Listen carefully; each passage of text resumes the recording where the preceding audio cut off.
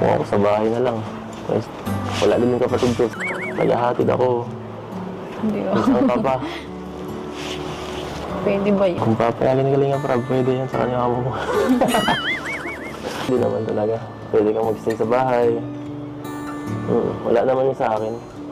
Pwede yung lang yun, 10 araw lang yun. At kung ano, hindi ka komportable, hindi doon ka sa kwarto, doon na lang ako kay Kalinga Prab sa coffee shop. Sabi na lang kami ni Norman. Hindi ko pwede. Hindi pwede. Hira. Q&A din tayo. Ano sila Norman? Norman, ito kayo, baka pa news Eds at baka ano wala kasi Tulungan mo ako Yan lang kayong dalawa. Nars, tulungan mo ako dito sumagot. Bulungan mo ako pag ano Tayo, pag may naisip na kayong tanong Ito ang unang kong tanong. Simple lang naman tayo. Sana madali na. Unang tanong.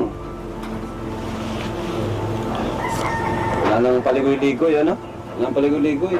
Insan Eds, mahal mo ba si Biancy? Direct to the point na tayo. Insan, ano ba talaga?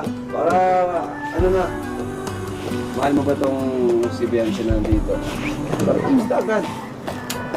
Manap namin yan.